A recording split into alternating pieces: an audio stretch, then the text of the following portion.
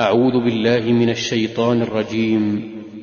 بسم الله الرحمن الرحيم. يا أيها الناس اتقوا ربكم الذي خلقكم من نفس واحدة وخلق منها زوجها وبث منهما رجالا كثيرا ونساء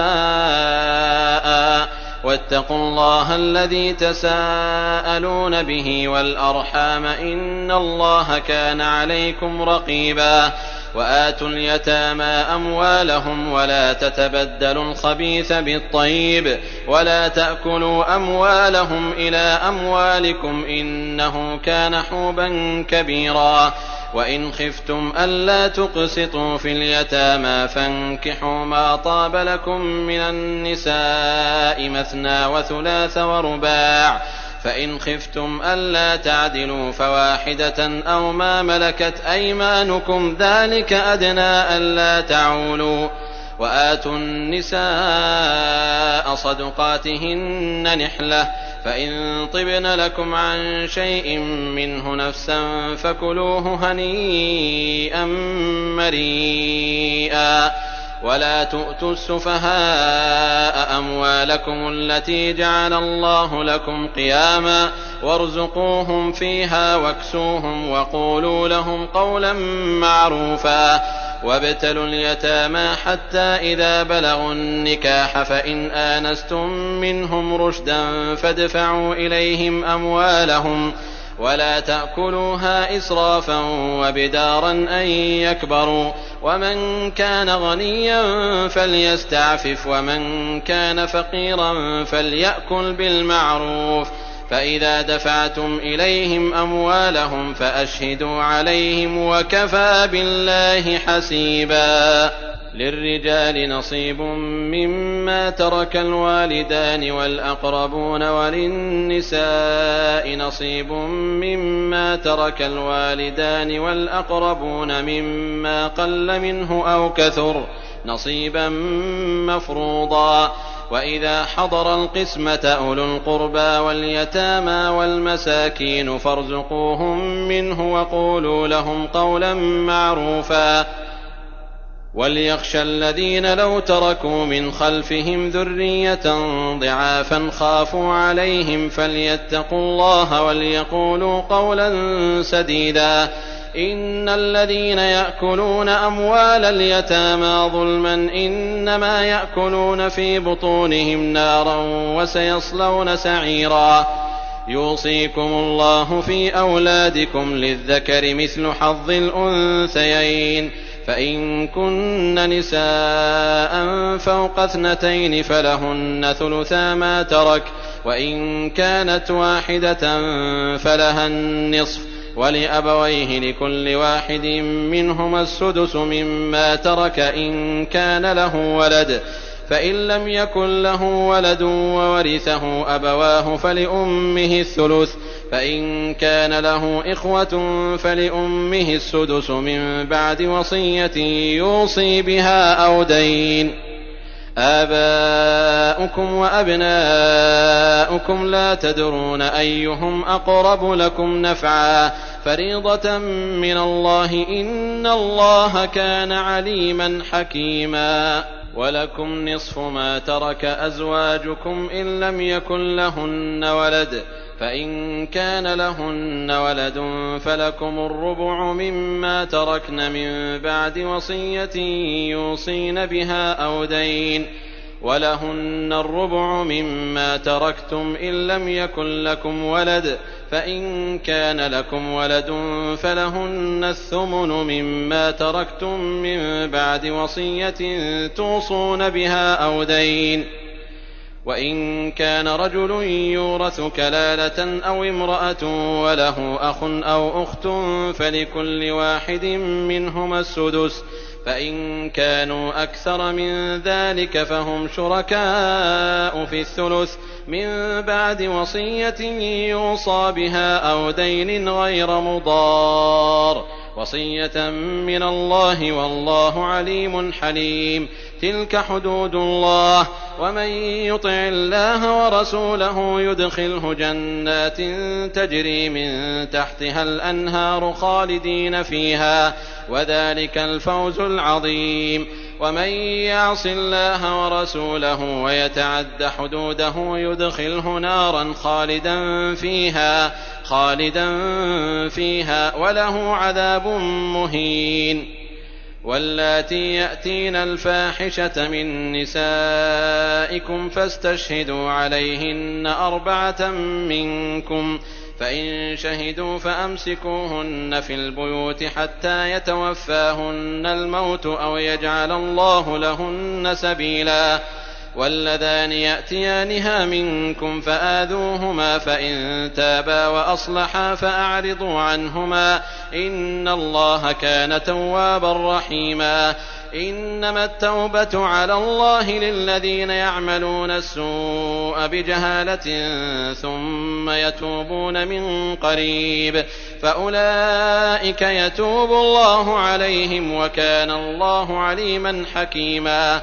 وليست التوبة للذين يعملون السيئات حتى إذا حضر أحدهم الموت قال إني تبت الآن، ولا الذين يموتون وهم كفار أولئك أعتدنا لهم عذابا أليما. يا أيها الذين آمنوا لا يحل لكم أن ترثوا النساء كرها ولا تعضلوهن لتذهبوا ببعض ما آتيتموهن إلا أن يأتين بفاحشة مبينة، وعاشروهن بالمعروف. فإن كرهتموهن فعسى أن تكرهوا شيئا ويجعل الله فيه خيرا كثيرا.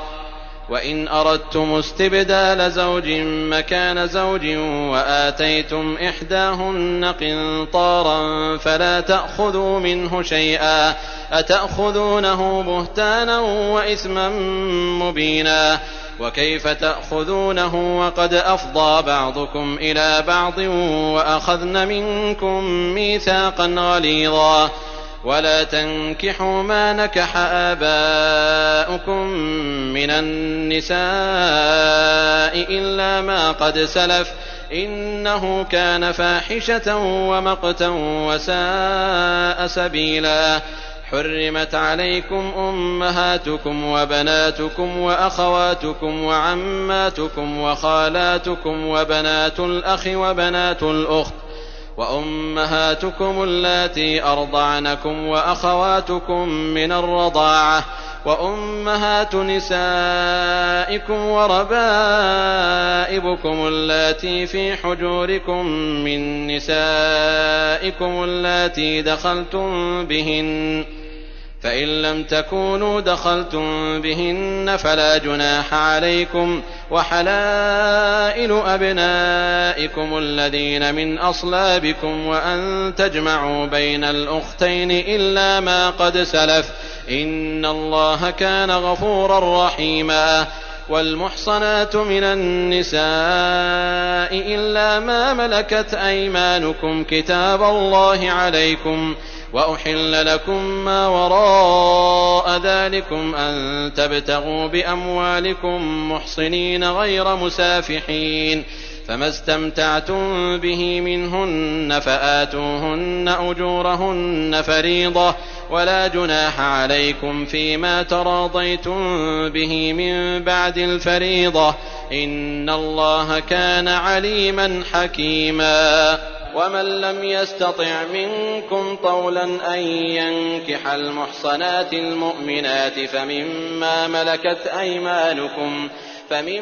ملكت أيمانكم من فتياتكم المؤمنات، والله أعلم بإيمانكم بعضكم من بعض، فانكحوهن بإذن أهلهن وآتوهن أجورهن بالمعروف محصنات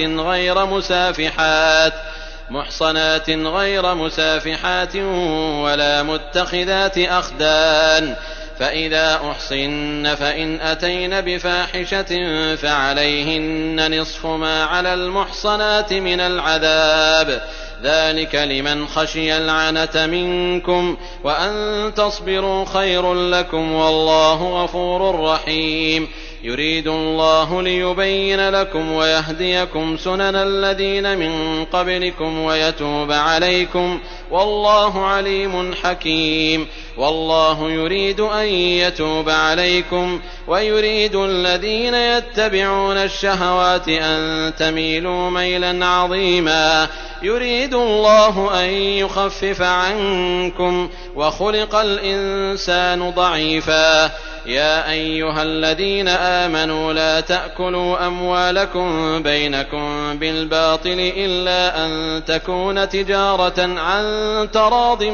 منكم، ولا تقتلوا أنفسكم إن الله كان بكم رحيما. ومن يفعل ذلك عدوانا وظلما فسوف نصليه نارا وكان ذلك على الله يسيرا. إن تجتنبوا كبائر ما تنهون عنه نكفر عنكم سيئاتكم وندخلكم مدخلا كريما. ولا تتمنوا ما فضل الله به بعضكم على بعض، للرجال نصيب مما اكتسبوا وللنساء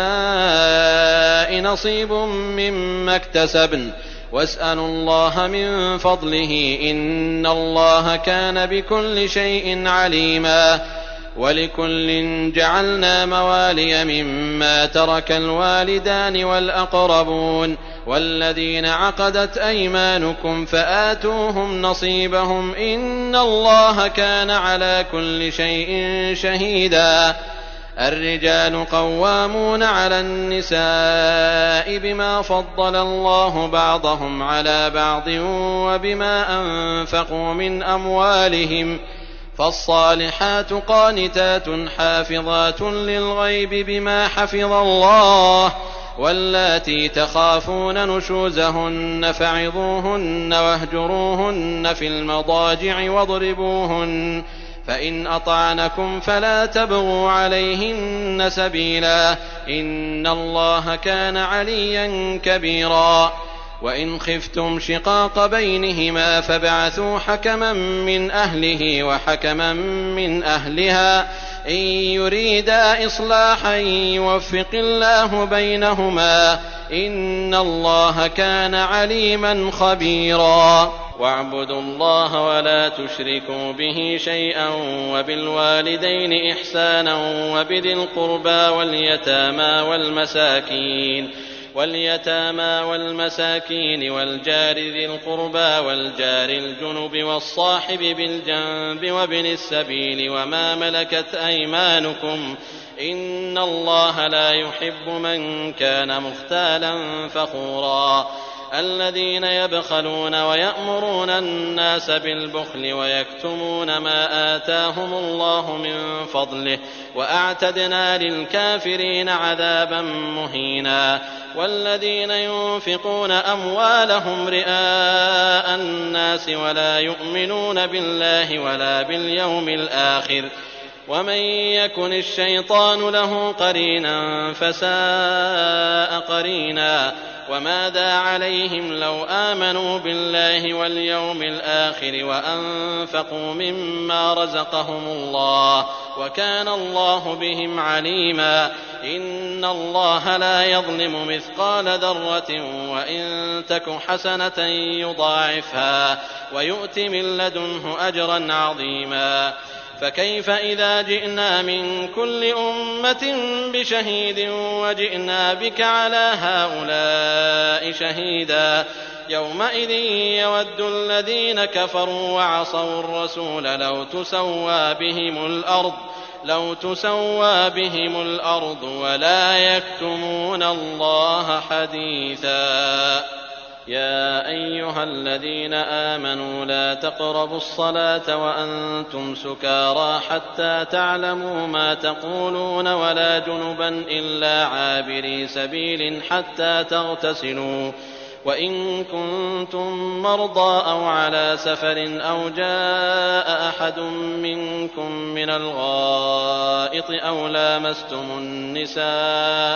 أو لامستم النساء فلم تجدوا ماء فتيمموا صعيدا طيبا فامسحوا بوجوهكم وأيديكم إن الله كان عفوا غفورا.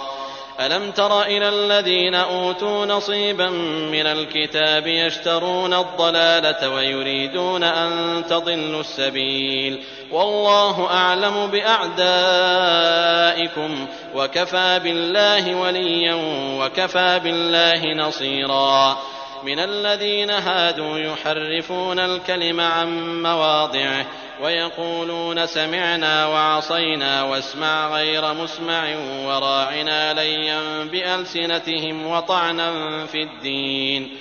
ولو أنهم قالوا سمعنا وأطعنا واسمع وانظرنا لكان خيرا لهم وأقوم ولكن لعنهم الله بكفرهم فلا يؤمنون إلا قليلا. يا أيها الذين أوتوا الكتاب آمنوا بما نزلنا مصدقا لما معكم من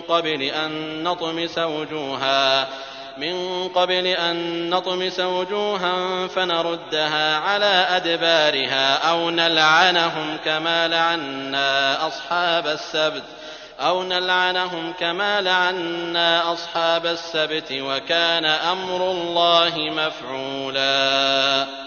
إن الله لا يغفر أن يشرك به ويغفر ما دون ذلك لمن يشاء ومن يشرك بالله فقد افترى إثما عظيما. ألم تر إلى الذين يزكون أنفسهم بل الله يزكي من يشاء ولا يظلمون فتيلا. انظر كيف يفترون على الله الكذب وكفى به إثما مبينا. ألم تر إلى الذين أوتوا نصيبا من الكتاب يؤمنون بالجبت والطاغوت ويقولون للذين كفروا هؤلاء أهدى من الذين آمنوا سبيلا. أولئك الذين لعنهم الله ومن يلعن الله فلن تجد له نصيرا. أم لهم نصيب من الملك فإذا لا يؤتون الناس نقيرا. أم يحسدون الناس على ما آتاهم الله من فضله فقد آتينا آل إبراهيم الكتاب والحكمة وآتيناهم ملكا عظيما. فمنهم من آمن به ومنهم من صد عنه وكفى بجهنم سعيرا. إن الذين كفروا بآياتنا سوف نصليهم نارا كلما نضجت جلودهم بدلناهم جلودا غيرها ليذوقوا العذاب إن الله كان عزيزا حكيما. والذين آمنوا وعملوا الصالحات سندخلهم جنات تجري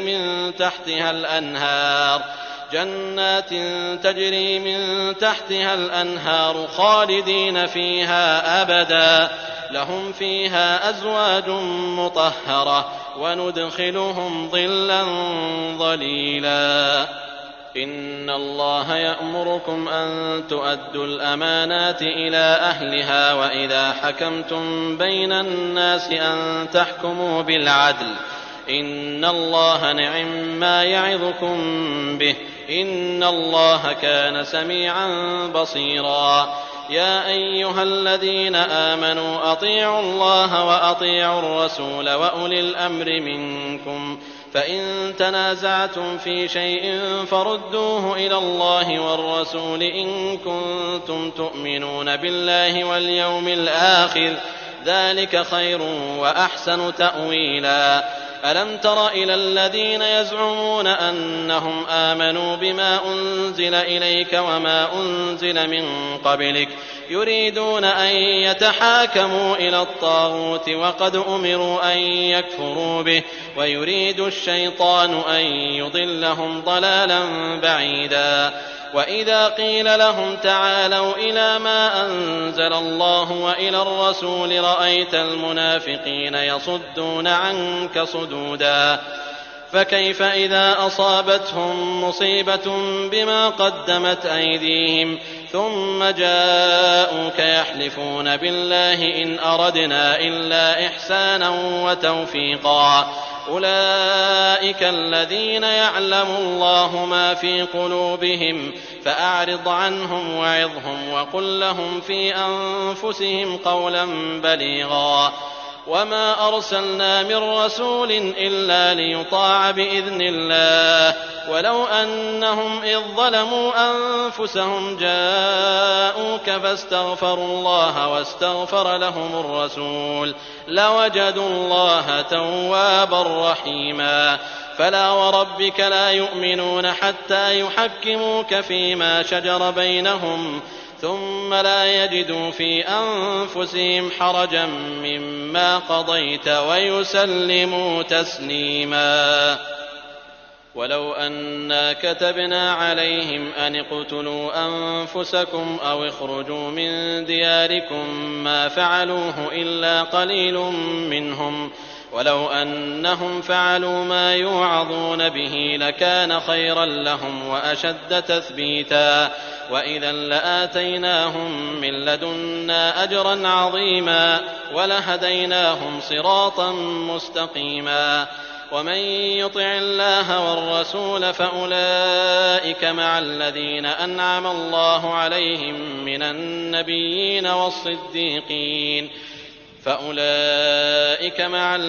أنعم الله عليهم من النبيين والصديقين والشهداء والصالحين وحسن أولئك رفيقا ذلك الفضل من الله وكفى بالله عليما يا أيها الذين آمنوا خذوا حذركم فانفروا ثبات أو انفروا جميعا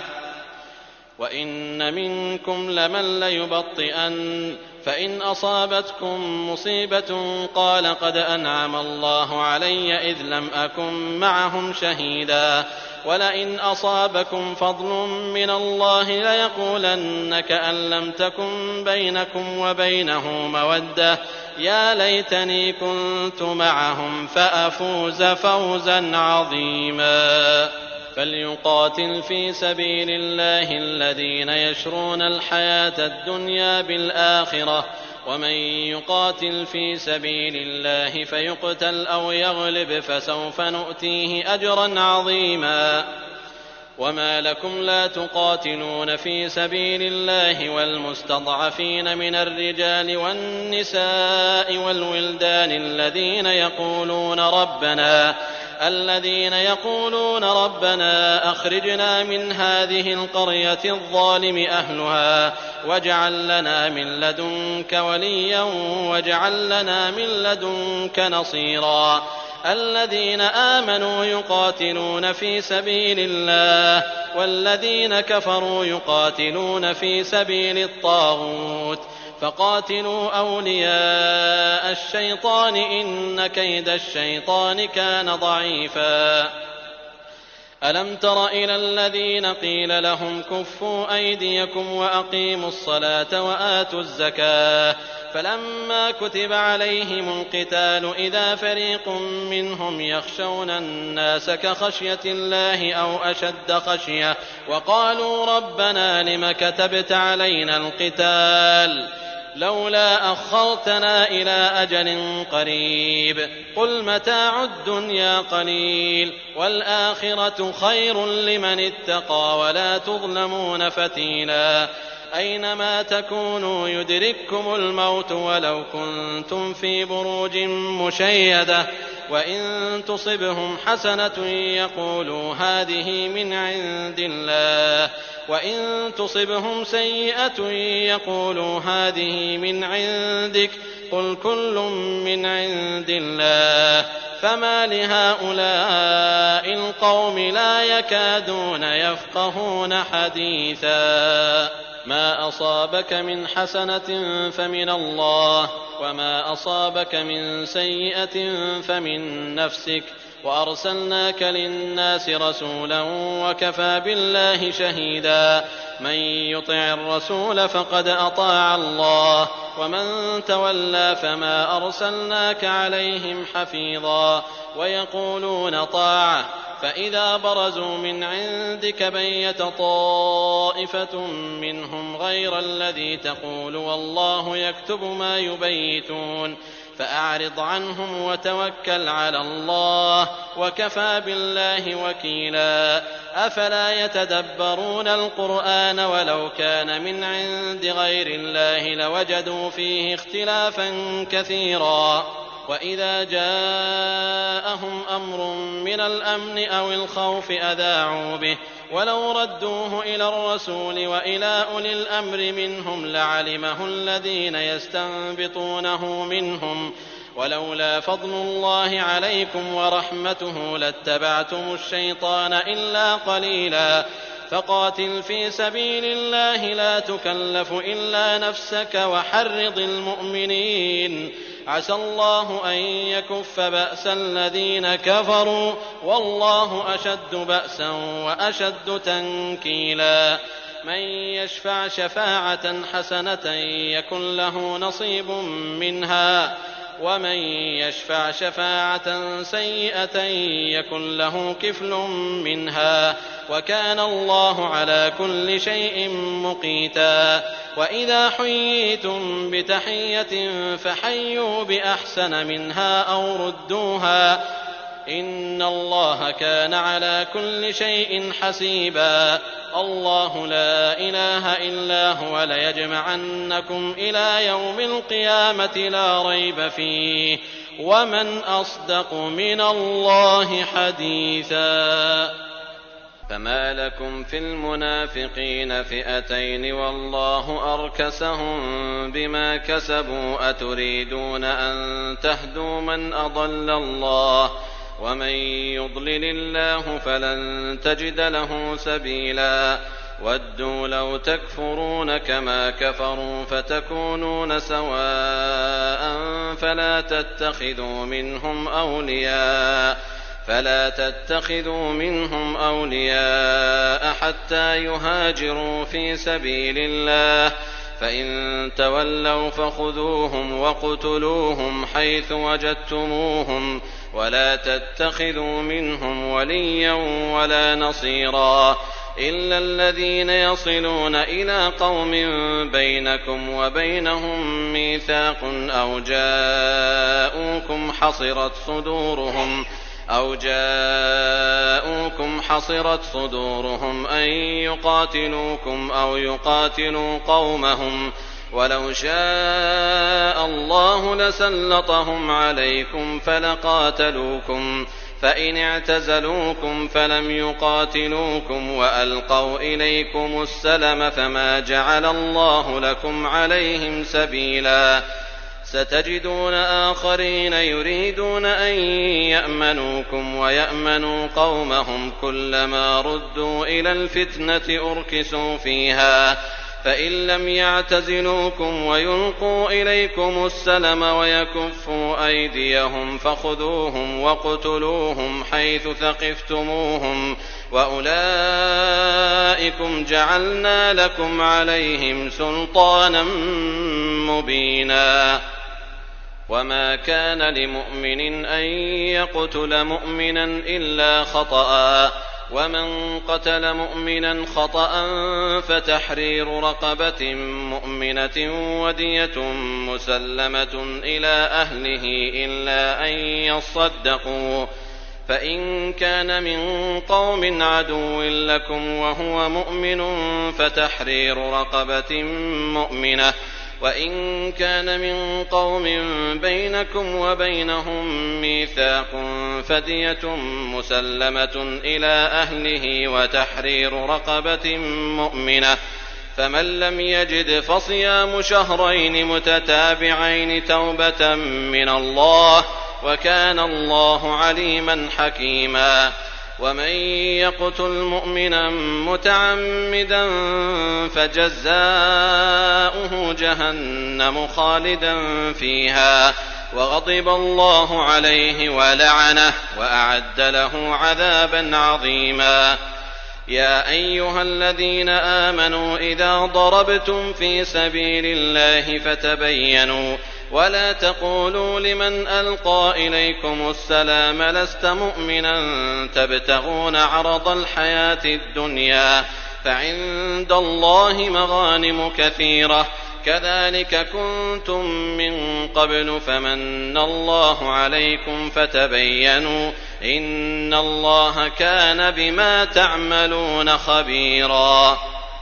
لا يستوي القاعدون من المؤمنين غير أولي الضرر والمجاهدون في سبيل الله بأموالهم وأنفسهم فضل الله المجاهدين بأموالهم وأنفسهم على القاعدين درجة وكلا وعد الله الحسنى وفضل الله المجاهدين على القاعدين أجرا عظيما درجات منه ومغفرة ورحمة وكان الله غفورا رحيما. إن الذين توفاهم الملائكة ظالمي أنفسهم قالوا فيم كنتم قالوا كنا مستضعفين في الأرض قالوا ألم تكن أرض الله واسعة فتهاجروا فيها فأولئك مأواهم جهنم وساءت مصيرا إلا المستضعفين من الرجال والنساء والولدان لا يستطيعون حيلة ولا يهتدون سبيلا فأولئك عسى الله أن يعفو عنهم وكان الله عفوا غفورا. ومن يهاجر في سبيل الله يجد في الأرض مراغما كثيرا وسعة ومن يخرج من بيته مهاجرا إلى الله ورسوله ثم يدركه الموت فقد وقع أجره على الله وكان الله غفورا رحيما. وإذا ضربتم في الأرض فليس عليكم جناح أن تقصروا من الصلاة إن خفتم أن يفتنكم الذين كفروا إن الكافرين كانوا لكم عدوا مبينا. وإذا كنت فيهم فأقمت لهم الصلاة فلتقم طائفة منهم معك وليأخذوا أسلحتهم فإذا سجدوا فليكونوا من ورائكم ولتأت طائفة أخرى لم يصلوا فليصلوا معك وليأخذوا حذرهم وأسلحتهم ود الذين كفروا لو تغفلون عن أسلحتكم وأمتعتكم فيميلون عليكم ميلة واحدة ولا جناح عليكم إن كان بكم أذى من مطر أو كنتم مرضى أن تضعوا أسلحتكم وخذوا حذركم إن الله أعد للكافرين عذابا مهينا. فإذا قضيتم الصلاة فاذكروا الله قياما وقعودا وعلى جنوبكم فإذا اطمأننتم فأقيموا الصلاة إن الصلاة كانت على المؤمنين كتابا موقوتا. ولا تهنوا في ابتغاء القوم إن تكونوا تألمون فإنهم يألمون كما تألمون وترجون من الله ما لا يرجون وكان الله عليما حكيما. إنا أنزلنا إليك الكتاب بالحق لتحكم بين الناس بما أراك الله ولا تكن للخائنين خصيما واستغفر الله إن الله كان غفورا رحيما. ولا تجادل عن الذين يختانون أنفسهم إن الله لا يحب من كان خوانا أثيما. يستخفون من الناس ولا يستخفون من الله وهو معهم إذ يبيتون ما لا يرضى من القول وكان الله بما يعملون محيطا. ها أنتم هؤلاء جادلتم عنهم في الحياة الدنيا فمن يجادل الله عنهم يوم القيامة أم من يكون عليهم وكيلا. ومن يعمل سوءا أو يظلم نفسه ثم يستغفر الله يجد الله غفورا رحيما ومن يكسب إثما فإنما يكسبه على نفسه وكان الله عليما حكيما ومن يكسب خطيئة أو إثما ثم يرم به بريئا فقد احتمل بهتانا وإثما مبينا ولولا فضل الله عليك ورحمته لهمت طائفة منهم أن يضلوك وما يضلون إلا أنفسهم وما يضرونك من شيء وأنزل الله عليك الكتاب والحكمة وعلمك ما لم تكن تعلم وكان فضل الله عليك عظيما لا خير في كثير من نجواهم إلا من أمر بصدقة أو معروف أو إصلاح بين الناس ومن يفعل ذلك ابتغاء مرضات الله فسوف نؤتيه أجرا عظيما ومن يشاقق الرسول من بعد ما تبين له الهدى ويتبع غير سبيل المؤمنين نوله ما تولى ونصله جهنم وساءت مصيرا إن الله لا يغفر أن يشرك به ويغفر ما دون ذلك لمن يشاء ومن يشرك بالله فقد ضل ضلالا بعيدا إن يدعون من دونه إلا إناثا وإن يدعون إلا شيطانا مريدا لعنه الله وقال لأتخذن من عبادك نصيبا مفروضا ولأضلنهم ولأمنينهم ولآمرنهم فليبتكن آذان الأنعام ولآمرنهم فليغيرن خلق الله ومن يتخذ الشيطان وليا من دون الله فقد خسر خسرانا مبينا يعدهم ويمنيهم وما يعدهم الشيطان إلا غرورا أولئك مأواهم جهنم ولا يجدون عنها محيصا والذين آمنوا وعملوا الصالحات سندخلهم جنات تجري من تحتها الأنهار خالدين فيها أبدا وعد الله حقا ومن أصدق من الله قيلا ليس بأمانيكم ولا أماني أهل الكتاب من يعمل سوءا يجز به ولا يجد له من دون الله وليا ولا نصيرا ومن يعمل من الصالحات من ذكر أو أنثى وهو مؤمن فأولئك يدخلون الجنة ولا يظلمون نقيرا ومن أحسن دينا ممن أسلم وجهه لله وهو محسن واتبع ملة إبراهيم حنيفا واتخذ الله إبراهيم خليلا ولله ما في السماوات وما في الأرض وكان الله بكل شيء محيطا ويستفتونك في النساء قل الله يفتيكم فيهن وما يتلى عليكم في الكتاب في يتامى النساء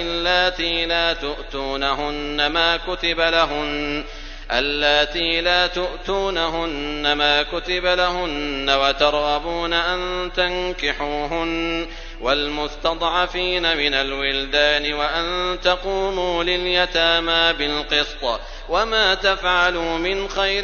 فإن الله كان به عليما وإن امرأة خافت من بعلها نشوزا أو إعراضا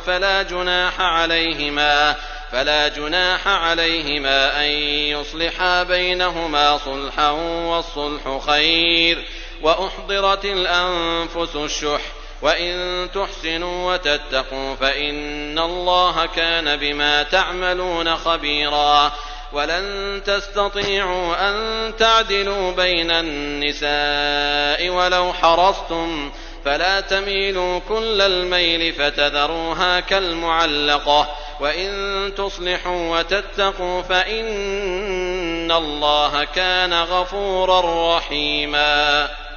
وإن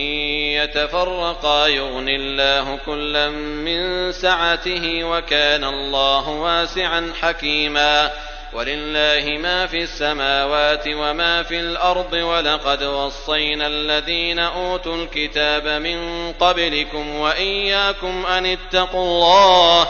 وإن تكفروا فإن لله ما في السماوات وما في الأرض وكان الله غنيا حميدا ولله ما في السماوات وما في الأرض وكفى بالله وكيلا إن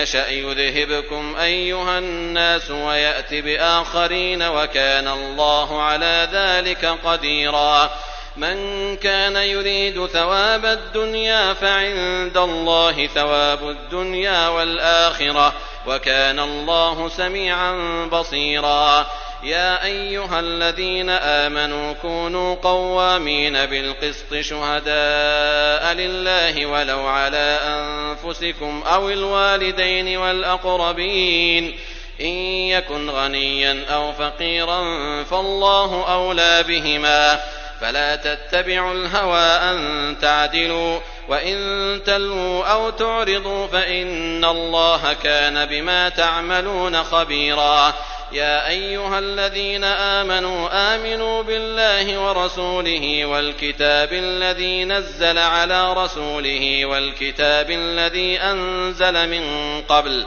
ومن يكفر بالله وملائكته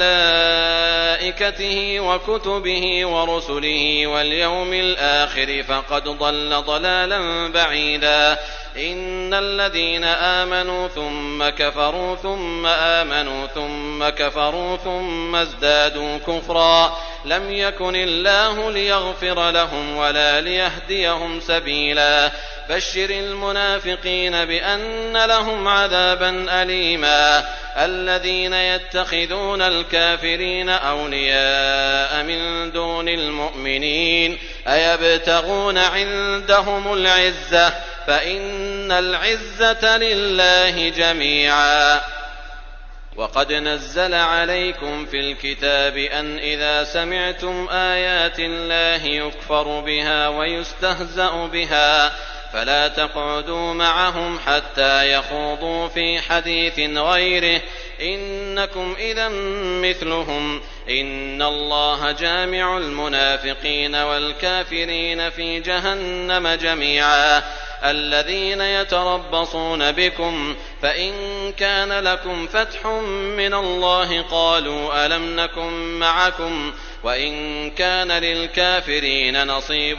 قالوا ألم نستحوذ عليكم ونمنعكم من المؤمنين فالله يحكم بينكم يوم القيامة ولن يجعل الله للكافرين على المؤمنين سبيلا إن المنافقين يخادعون الله وهو خادعهم وإذا قاموا إلى الصلاة قاموا كسالى يراءون الناس ولا يذكرون الله إلا قليلا مذبذبين بين ذلك لا إله هؤلاء ولا إله هؤلاء ومن يضلل الله فلن تجد له سبيلا يا أيها الذين آمنوا لا تتخذوا الكافرين أولياء من دون المؤمنين أتريدون أن تجعلوا لله عليكم سلطانا مبينا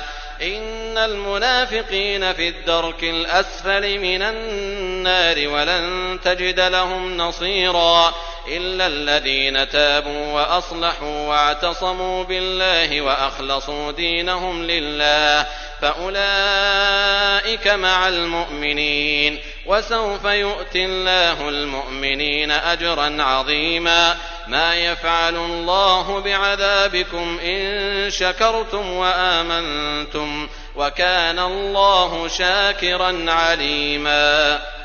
لا يحب الله الجهر بالسوء السوء من القول إلا من ظلم، وكان الله سميعا عليما. إن تبدوا خيرا أو تخفوه أو تعفوا عن سوء فإن الله كان عفوا قديرا. إن الذين يكفرون بالله ورسله ويريدون أن يفرقوا بين الله ورسله ويقولون نؤمن ببعض ونكفر ببعض ويريدون أن يتخذوا بين ذلك سبيلا، أولئك هم الكافرون حقا، وأعتدنا للكافرين عذابا مهينا. والذين آمنوا بالله ورسله ولم يفرقوا بين أحد منهم أولئك سوف يؤتيهم أجورهم، وكان الله غفورا رحيما. يسألك أهل الكتاب أن تنزل عليهم كتابا من السماء، فقد سألوا موسى أكبر من ذلك فقالوا أرنا الله جهرة فأخذتهم الصاعقة بظلمهم، ثم اتخذوا العجل من بعد ما جاءتهم البينات فعفونا عن ذلك وآتينا موسى سلطانا مبينا. ورفعنا فوقهم الطور بميثاقهم وقلنا لهم ادخلوا الباب سجدا وقلنا لهم لا تعدوا في السبت وأخذنا منهم ميثاقا غليظا.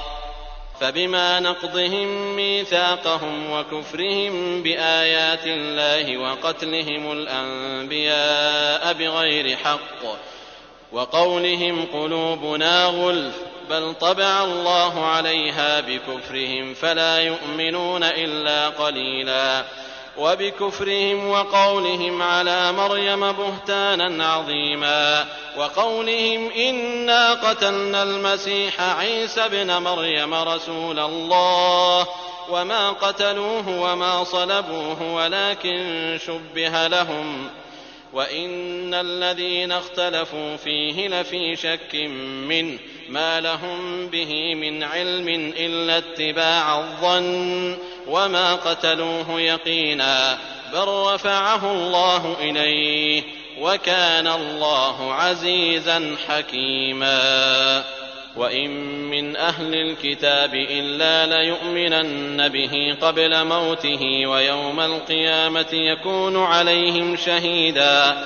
فبظلم من الذين هادوا حرمنا عليهم طيبات أحلت لهم وبصدهم عن سبيل الله كثيرا وأخذهم الربا وقد نهوا عنه وأكلهم أموال الناس بالباطل وأعتدنا للكافرين منهم عذابا أليما. لكن الراسخون في العلم منهم والمؤمنون يؤمنون بما أنزل إليك وما أنزل من قبلك والمقيمين الصلاة والمؤتون الزكاة والمؤمنون بالله واليوم الآخر أولئك سنؤتيهم أجرا عظيما. إنا أوحينا إليك كما أوحينا إلى نوح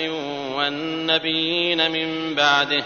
وأوحينا إلى إبراهيم وإسماعيل وإسحاق ويعقوب والأسباط وعيسى وأيوب ويونس وهارون وسليمان وآتينا داود زبورا ورسلا قد قصصناهم عليك من قبل ورسلا لم نقصصهم عليك وكلم الله موسى تكليما. رسلا مبشرين ومنذرين لئلا يكون للناس على الله حجة بعد الرسل وكان الله عزيزا حكيما. لكن الله يشهد بما أنزل إليك أنزله بعلمه والملائكة يشهدون وكفى بالله شهيدا. إن الذين كفروا وصدوا عن سبيل الله قد ضلوا ضلالا بعيدا. إن الذين كفروا وظلموا لم يكن الله ليغفر لهم ولا ليهديهم طريقا إلا طريق جهنم خالدين فيها أبدا وكان ذلك على الله يسيرا. يا أيها الناس قد جاءكم الرسول بالحق من ربكم فآمنوا خيرا لكم وإن تكفروا فإن لله ما في السماوات والأرض وكان الله عليما حكيما. يا أهل الكتاب لا تغلوا في دينكم ولا تقولوا على الله إلا الحق إنما المسيح عيسى ابن مريم رسول الله وكلمته ألقاها إلى مريم وروح منه فآمنوا بالله ورسله ولا تقولوا ثلاثة انتهوا خيرا لكم إنما الله إله واحد سبحانه أن يكون له ولد له ما في السماوات وما في الأرض وكفى بالله وكيلا. أن يستنكف المسيح أن يكون عبدا لله ولا الملائكة المقربون ومن يستنكف عن عبادته ويستكبر فسيحشرهم إليه جميعا. فأما الذين آمنوا وعملوا الصالحات فيوفيهم أجورهم ويزيدهم من فضله وأما الذين استنكفوا واستكبروا فيعذبهم عذابا أليما ولا يجدون لهم من دون الله وليا ولا نصيرا. يا أيها الناس قد جاءكم برهان من ربكم وأنزلنا إليكم نورا مبينا. فأما الذين آمنوا بالله واعتصموا به فسيدخلهم في رحمة منه وفضل ويهديهم إليه صراطا مستقيما. يستفتونك قل الله يفتيكم في الكلالة إن امرؤ هلك ليس له ولد وله أخت فلها نصف ما ترك وهو يرثها إن لم يكن لها ولد فإن كانت اثنتين فلهما الثلثان مما ترك وإن كانوا إخوة رجالا ونساء فللذكر مثل حظ الأنثيين يبين الله لكم أن تضلوا والله بكل شيء عليم.